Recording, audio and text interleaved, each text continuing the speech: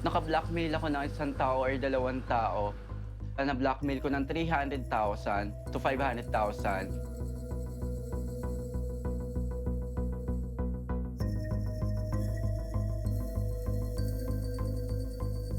Sa isang buwan na nakaka-blackmail kayo ng isang tao, ilang tao na ba-blackmail? Marami. Kasi sa isang buwan, marami talaga kami nabablockmail. Kasi everyday kami nag-online. Kahit sabihin mo may pera na, kumita na kami. Once na nag-online kami, nire-reserve lang muna namin yung iba para may income pa rin kami. Kumbaga, once na ma-blackmail pa namin yung magkakaroon pa kami ng pera once na nawala na ulit kami ng pera. 50-50. For example, sabihin natin 50,000, tig 25,000 kami. Wala ko talaga akong idea na gano'n yung magiging trabaho ko kasi nga in-invite lang din ako ng friend na sabi may easy money nakikita through online lang.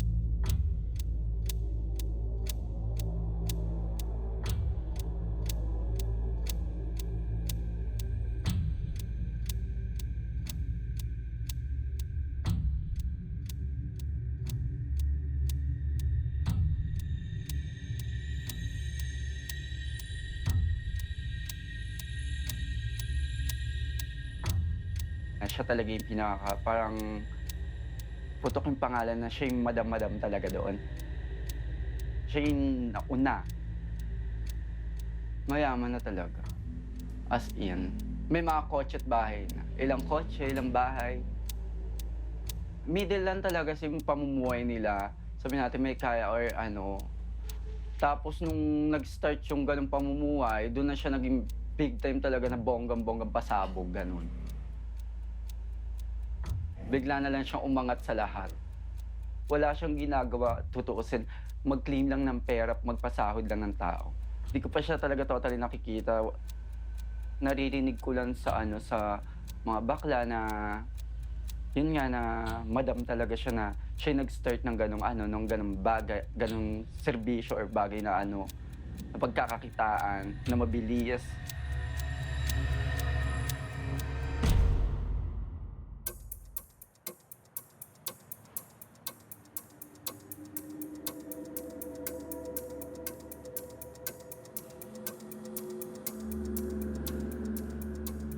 I had no idea what this crime was or how it could possibly work until I started looking into it.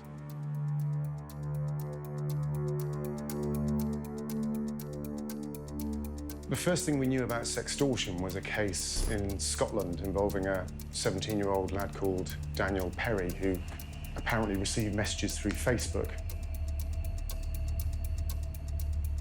Had some money extorted from him, received sums of about £3,000 from him before he ran out of money. They then carried on threatening him, threatening to release these video recordings of him, and they started saying to him, well, why don't you kill yourself, and taunting him even. And the last message he sent to them said, I haven't got any more money, bye-bye.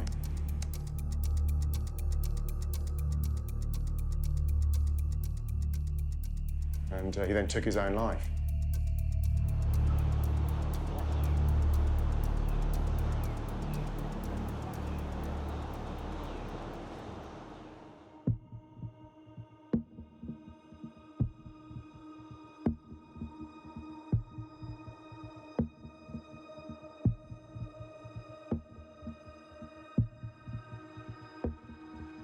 When the PNP anti-cybercrime group was created, and there was a lot of report of sextortion happening in the Philippines, victimizing foreign nationals. Because, of course, international pressure started to build, especially after the death of Daniel Perry in 2013, and Interpol got involved.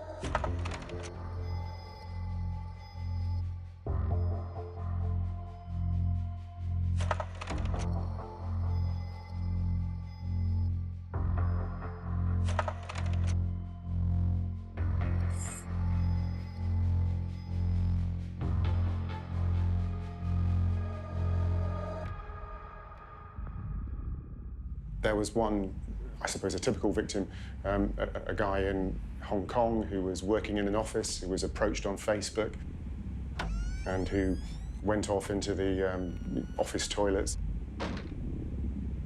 and had this exchange with somebody he thought was a woman in the Philippines. 2 hours later, they were demanding money from him.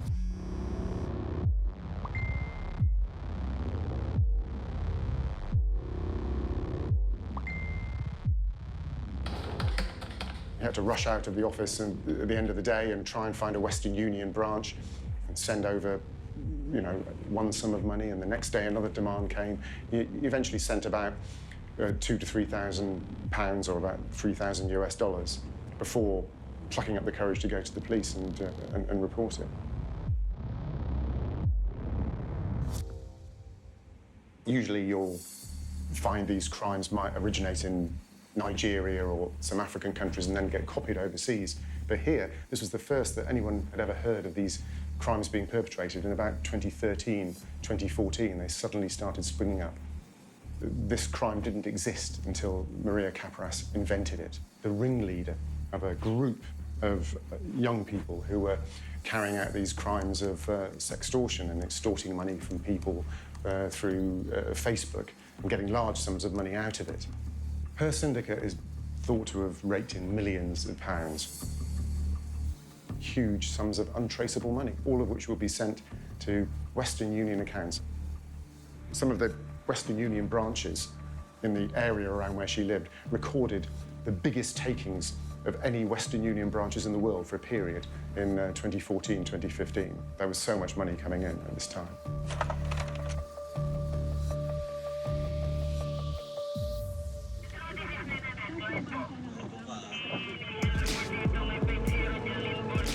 So this operation was named the Operation Strikeback, which resulted to the crackdown of this syndicated group, which involves in sextortion cases.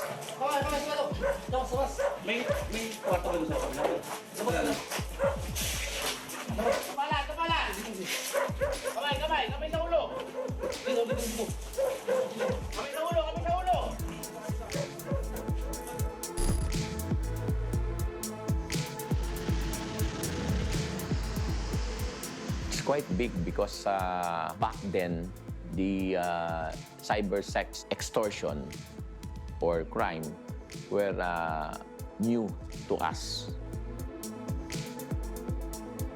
It was not that popular yet, so the impact of the story is alarming.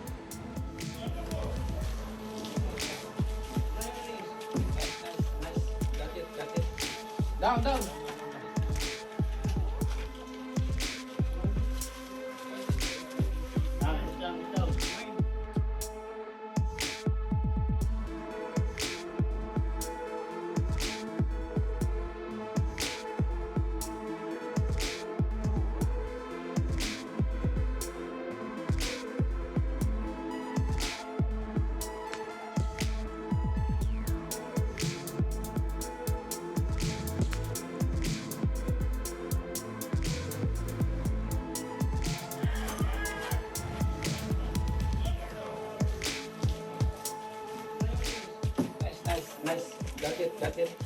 Down, down.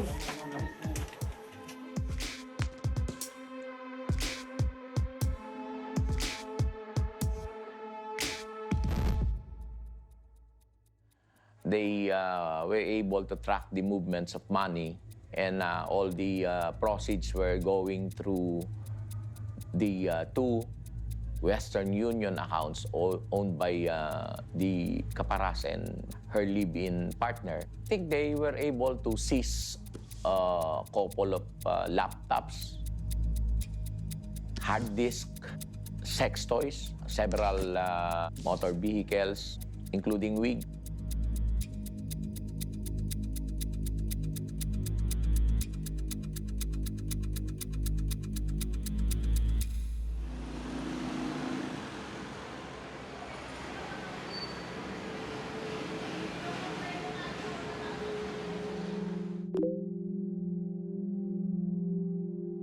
I was told that she was still active on social media in prison and sent her a message in hope rather than expectation saying, I'd like to hear your side of the story. Will you let me come and see you in prison?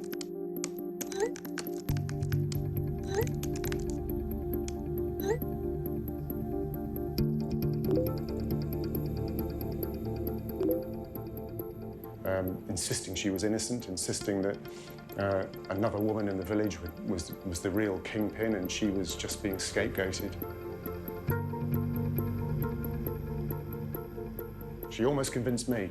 I mean, she told me that she'd been set up, she was crying, and I asked her, what did you think about the men who fall for this? And she said, they're stupid. They're just stupid. I told them. I told one or two of them, don't do it again because you've learnt your lesson now. So she could switch quite quickly and was clearly a quite persuasive and highly confident person, probably a sociopath, you'd probably describe her as.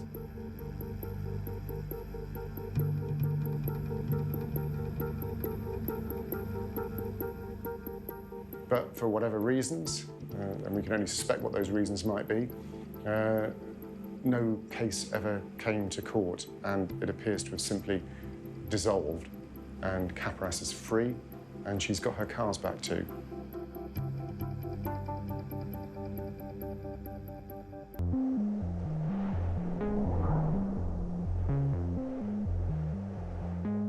Maria Caparas first started working in chat centres where Filipino women sort of strip off and talk to foreigners.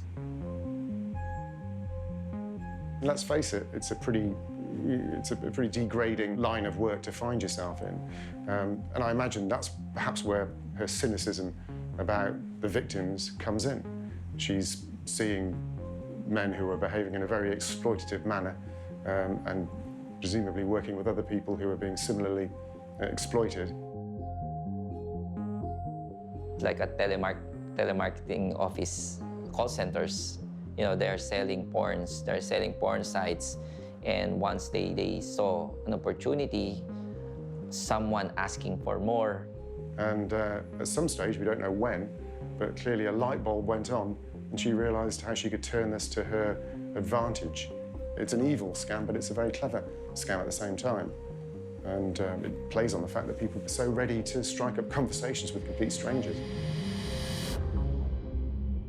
Na nagtrabaho ako doon, tapos syempre wala pa ako alam yung tinuruan ako eh.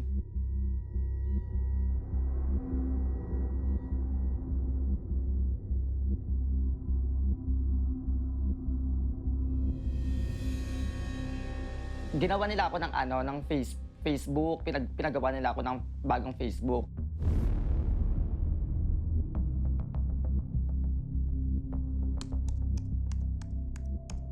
Makatotohanan ng Facebook, merong may-ari talaga na everyday mag-post, everyday selfie, ganyan. Kukuha ka ng may real Facebook account, ayun yung gagamitin mo doon na mukha. So kada post niya, ayun yung post mo din sa Facebook na yun, gagawin mo talaga siyang tunay na FB. So yung mga kinukuha mong mga Facebook na account, yung mga saan dito sa Pilipinas o sa... Sa ibang bansa din, yung mga Korea, gano'n, mga Chinese. They will use the persona of a pretty young woman The persona used will be a younger female, fun-loving, a bit silly, a bit more fun and games kind of approach. In social media platforms, most of the information is available.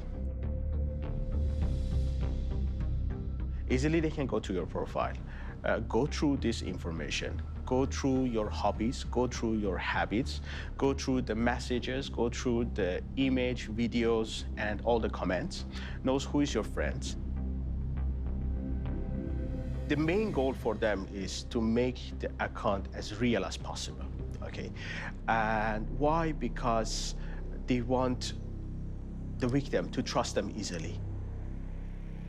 Minsan kasi sa akin, hindi sila nagtataka kasi pag bino yung profile ko, updated. Minuminuto may post.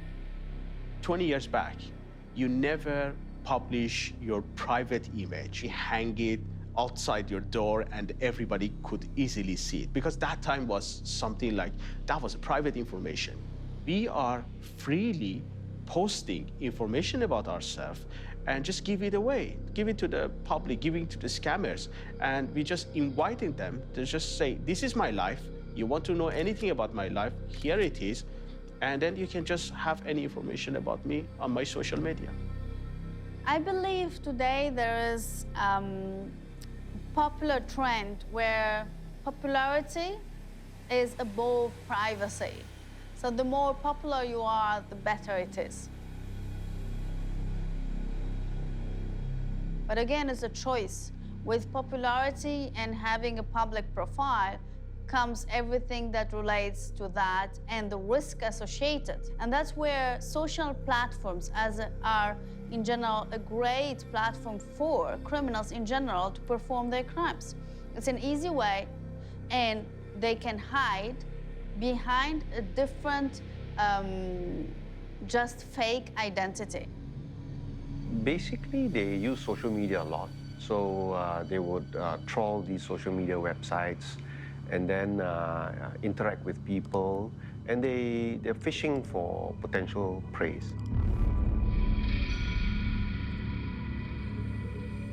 Mag-search ka sa Facebook ng, kunyari engineer lives in Malaysia, engineer lives in Singapore, Hong Kong. Alam namin na ayun yung trabaho nila. Mga mayaman, ganon, may pera. Ang tinukuha namin yung may maayos na pamilya, yung maganda yung trabaho. Tapos syempre, kukunin mo doon yung may mga details na hindi ka na mahihirapan na kapag clinic mo yung siblings, andun na yung, lalo na usually, mas maganda kapag naka-in relationship sa Facebook.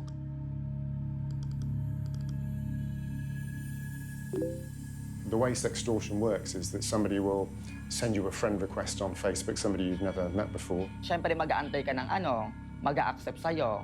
Kapag, kunyari, siyempre mag-a-add ka ngayon. Tapos bukas, pag-ising mo, may mag-a-accept sa'yo. Lahat yun, ipipi mo, hi.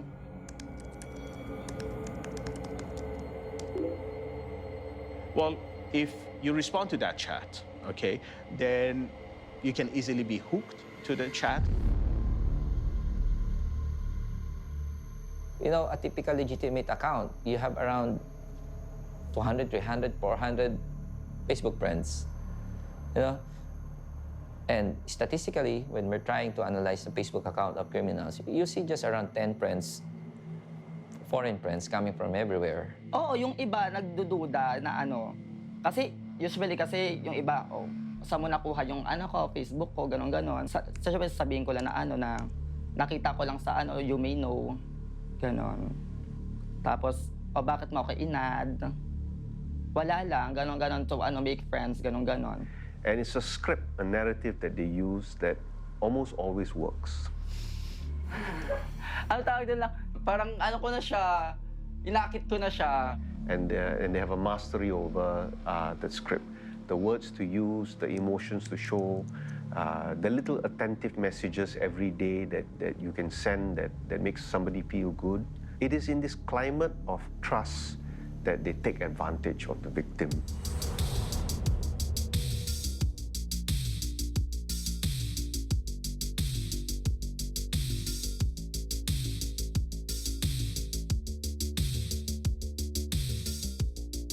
We always assume, like those movies, like those Hollywood movies, somebody extremely skillful running some script and running some codes. However, that, I can say, is a 15% of what's happening in the cybercrime, okay? The other 85% of the cybercrime practically is nothing to do with the technical things. What we call it social engineering. Social engineering is based on manipulating people, and it is very effective when you create a certain connection with your victim and try to use that in order to achieve your crime.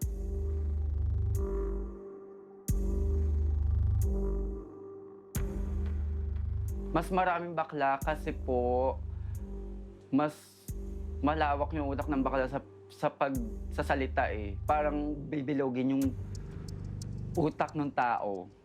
They, and these were mostly teenage boys, some of whom were transitioning to be women. Meron ako doon nakasama, 17 years old lang. 17, 18, 19, tapos ang pinakamatanda sa amin, which is 30. That's the age bracket that normally that we were able to arrest in Sextortion because they know a lot about computers.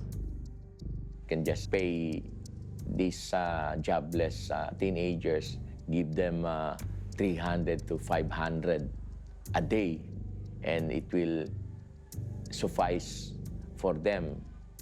You can easily lure them, attract them to this kind of sex activities. Good chatters would get bonuses and extra rewards. She'd shower them with gifts like iPhones and Samsung phones. All the arrested individuals were minors.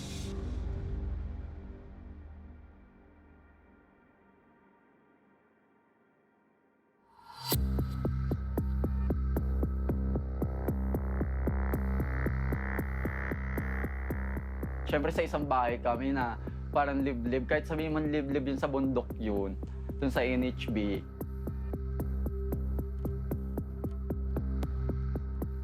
The surrounding is much safe for them because there are inadequate police authorities who operate in the area. North Hills still looks like a very ordinary village, but somebody pointed out to me, have you noticed what's different about this village? And I said, well, I can't. It looks like another Filipino village to me. But they said, look at the kids. They're all wearing designer T-shirts. You don't get that in a normal Philippine village. She owned a large property in the center of the village. It was like an entertainment center for the mostly young people who would work for her. And when we were there was always crowds of kids sort of gathering around them. And of course, those are the demographic that would be working for her or being primed to work for her as soon as they were a little older.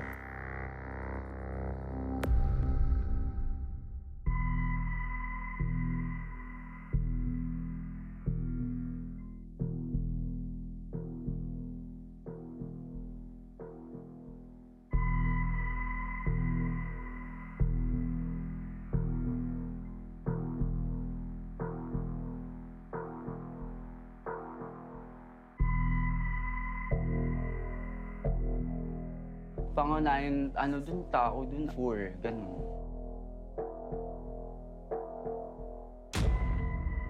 Yung unang kinabubuhay dun sa NHB, which is yung paggawa ng basahan at pagbebenta ng basahan. Nagtatrabaho kay Kaparas doon na sabihin natin nasa 80% nakatao. Walang nagsusumbong doon kay Kaparas kasi, sa NHB kasi halos lahat, buong NHB yon, lahat ayun yung trabaho. Lahat sila, scam yung trabaho. Pag lahat ng makita mo doon bahay na malaki, all in yun. Si Kaparas kasi, powerful kasi nga siya yung unang gumawa ng, ng trabahong scam, which is, siya yung nagbigay ng trabaho sa mga tao, siya yung unang yumaman, siya yung unang nakapagpagawa ng business. Tatanong ako anong requirements sa loob. Ng transaction. Padala. Padala. Saan po itong kay Kaparas na Western Union? Yung kay Kaparas na Western Union? Ay, wala po dito yan. Wala po rito. If you ask anybody about Maria Caparas, they suddenly suffer from amnesia and are reluctant to talk about it. One shopkeeper who lives near her house says, everybody knows about what's going on, but nobody will talk to you about it. People are terrified to talk about what's going on. Not only terrified, but probably invested as well, because everybody has a son or a daughter or a brother or a sister somehow involved in one side of the scam or the other.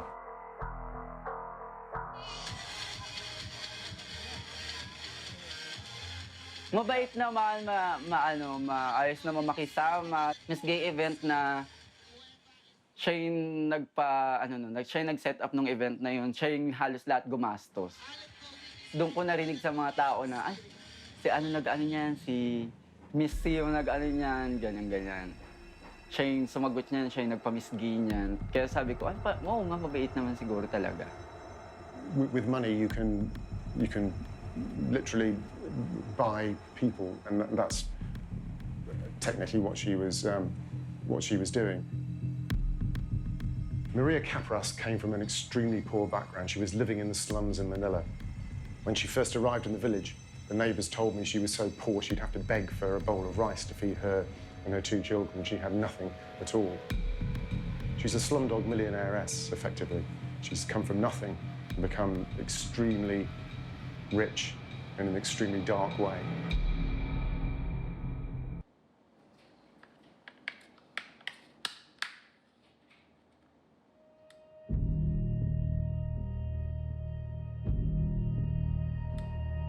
I got a random Facebook request one night. What looked like an attractive female.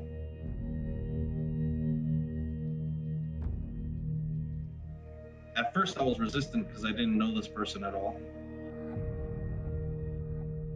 At the time, I didn't think nothing of it, like I said, so we started chatting. The second that we got onto the webcam, this person was already removing their clothing. I did not anticipate this. It wasn't that kind of conversation prior to that. I just thought they wanted to talk. They started removing their clothing, started doing some vulgar things with toys and stuff like that. And then started asking me to remove my clothing. I was resistant for a long time, for maybe about 15 minutes. I didn't really know this person. I didn't want to do that. I'm not really into that whole thing either, you know what I mean? But eventually I did. And I showed them my private area. This person proceeded to stop the video chat, and the screen went completely blank. And once that happened, I kind of realized something wasn't right.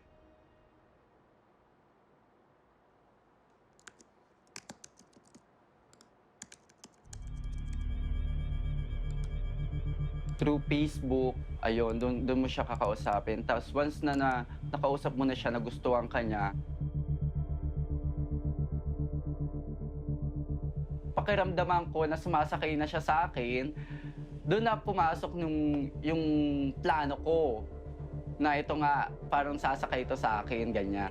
Tapos nung sumakay na nga, which is sabi ko, start na kami, lumipat naman ako sa Skype para mag-video call.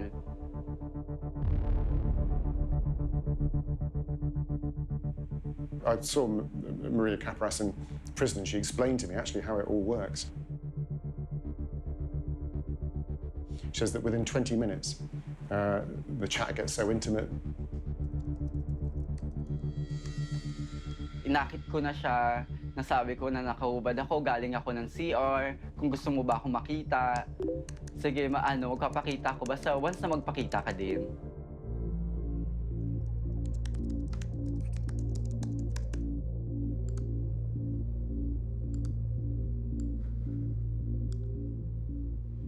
may application kasi kami na kapag inad mo yung video na gamit namin, automatic, kapag nakapag-video call ka, ayun yung lalabas na na video. Ayun yung makikita nila. Ayun, kinukuha yun sa mga porn site. There are pre-recorded videos, controlled by key points. Kasi yung iba kasi syempre magtataka yan eh. If you are not video, wave your hands. May wave yun. I-click mo lang kunyari. Siya, yung wave niya nasa 2 minutes. 2 minutes. I-click mo siya sa 2 minutes. Para wave siya agad, ganon. Yung galaw niya, pinag-aralan ko like yung mag-high siya, pagkaway sa camera. Tapos yung mga pag-flying kiss, yun, alam ko yun. Tapos like yung sa dildo, dapat kabisadoy mo talaga lahat. Kung ano yung gustong ipagawa nung foreigner din. Combination of keys to have that pre-recorded video play as if you are really doing it for him. Which is yung mag-show doon, hindi mismo ako, ibang tao.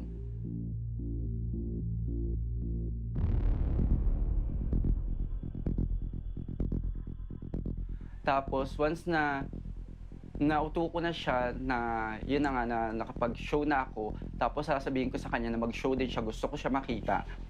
Ayan, doon namin i-start yung pagre-record ng video niya.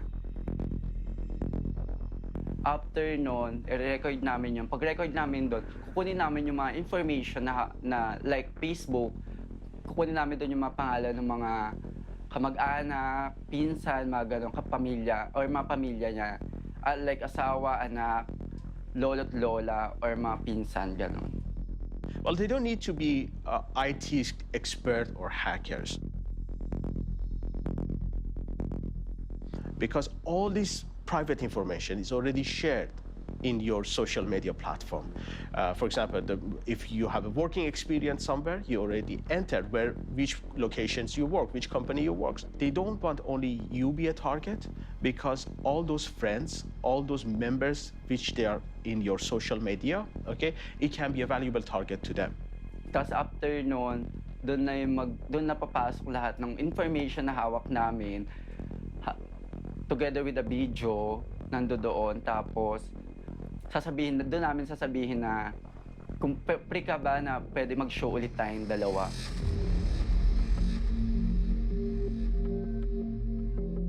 Once na nag-show ulit siya, doon na namin ipapasa yung video niya na nag-show din. Sasabihin na namin na may hawak akong video, ganyan-ganyan. Kung magkano yung hingin namin, dapat maibigay niya para lang ma-delete yung video.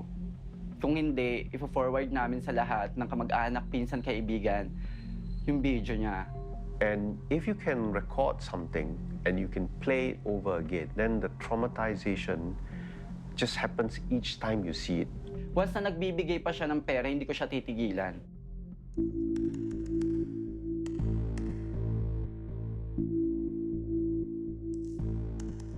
Malaki din naman kapag nakakuha ka ng mayaman na client. Tsaka yung takot na takot. Sa isang araw na mag-online ka, makaka5 o 10 video. Kaya sa 10 video na yun na i-scam mo, natatakutin mo, imposibleng wala ka makuha dun isa. Usually yung iba kasi na nagmamakaawa na walang pera, ganon-ganon. Siyempre, tatakutin mo yung takot na takot talaga yung yung pipilitan lang namin sell your things, sell your ganon, appliances. Yung iba talaga nagbebenta. When you are threatened that these things will be released publicly, you literally panic, right? And you get very upset. And many of these young people become very anxious, very depressed. Kaya doon po papasok yung pagsusuicide kasi nga wala na maibigay. Halos mangutang na sa mga kapitbahay niya or pinsan, kapamilya, yung taong binablackmail ko. Pero may iba kasing client na tinigilan mo na, hindi mo na kasi kinaawa ka, kinabukasan, biglang magsasend sa'yo na na I know you can do this to me. Ganun, yung matapang pa sa'yo. Doon ako napipiko na, okay, this is your wife. I send your Doon ko sinasend yung video na mismo sa wife niya kahit wala akong makuha pera sa kanya. Actually, yung iba, magsusumbong daw sa pulis. Hindi naman ako natakot.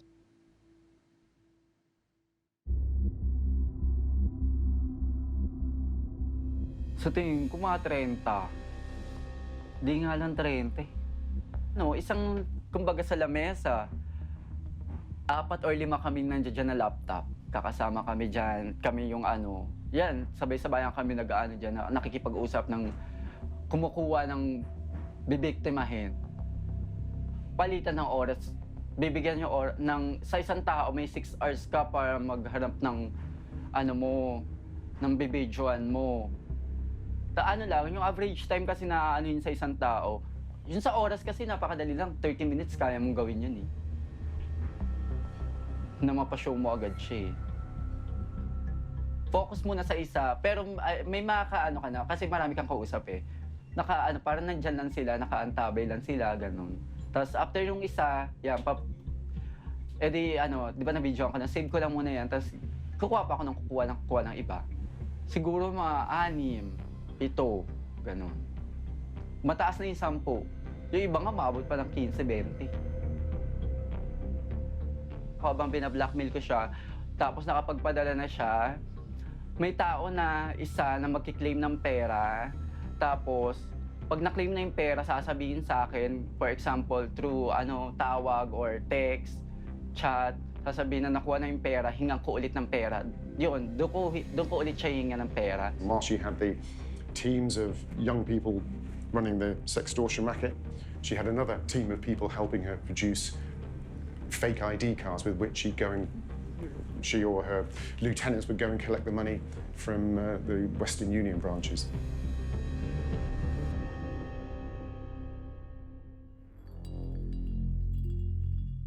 Napapadala yung pera through fake ID. The way it worked is that to collect these transfers, you just need an ID card that matches the name on the transfer from overseas. And in parallel to her sextortion business, it appears that Maria Caparas had a cottage industry producing fake ID cards. Dahil sa blackmail, nakapagpatayo nga siya ng bahay, gano'n. Tapos nakapag-branch siya ng sariling Western Union para lang dun na kumuha ng pera yung mga tao niya. From a money shop that is part of the syndicate is much easier than withdrawing the money from a money shop that is not owned or part of the syndicate. So the syndicate can manipulate the transaction and the release of money, but when you trace the money, the details about the ID, it's all fictitious. It's a fake ID. It's a fake ID, definitely.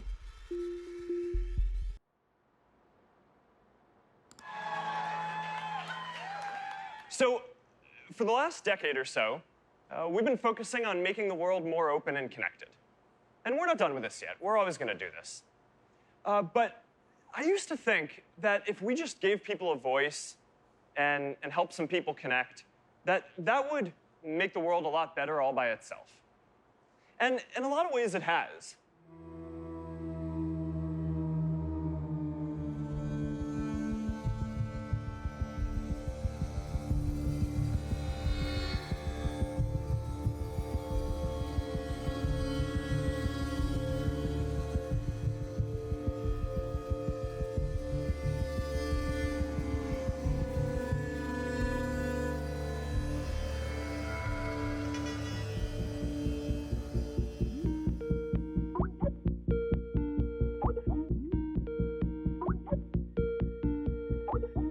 It's probably the tip of the iceberg, yes.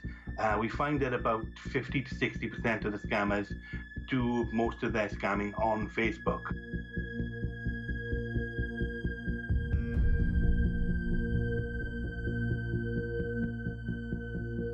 Facebook is a perfect platform for the scammers because everything they need is in the one place. They're able to meet the people there, they're able to do video chat with them there. They have their life there, their photographs, the list of their friends and their family. So it's just all encapsulated in the one place for them.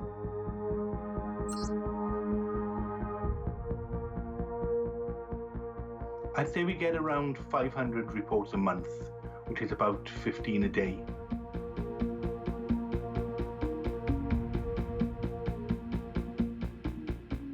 When we originally started doing this, we were getting around 40% of people coming to us saying that the scam was from the Philippines. Today, we get around 55 to 60% of them will come from the Philippines. The number one requirement for a person to involve him or herself in a sextortion is the internet. So it can be anywhere in the Philippines. There is no really specific location. They just need a very basic things, okay? Definitely they need some device. Bulacan kasi, province eh. Ang gamit lang talaga nila na internet is pocket wifi. Hindi sila, wala pa siyang ano doon. Wala pang wired doon na PLDT, lahat wala doon. Ang gamit lang nila doon, SIM card lang. These syndicates can be anywhere. Okay, they don't need to be in the certain location to find the victim in that particular location.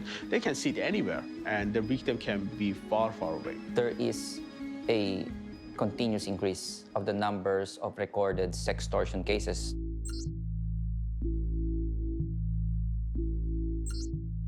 You could see from the statistic that there is an increase of 100% per year.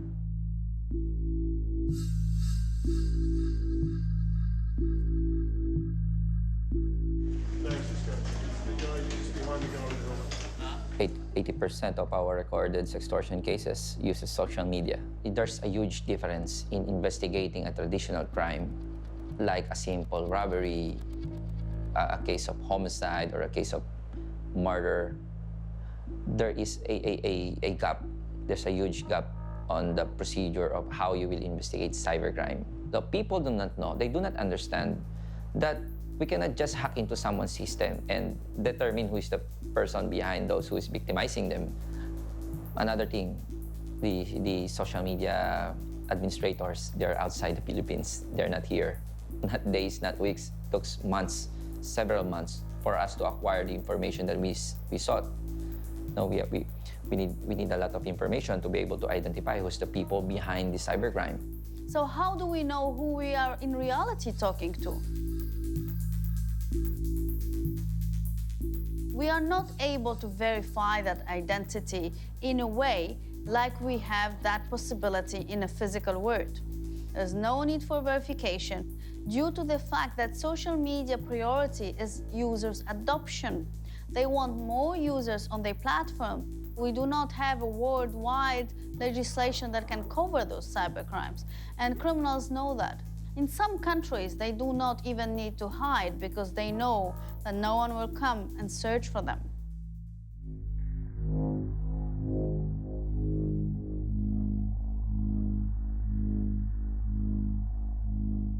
Siya yung unang taong nakapag-ipon ng maraming pera, kaya ayun, nagkaroon siya ng syempre, nagkaroon siya ng kapit, ng hawak na pulis.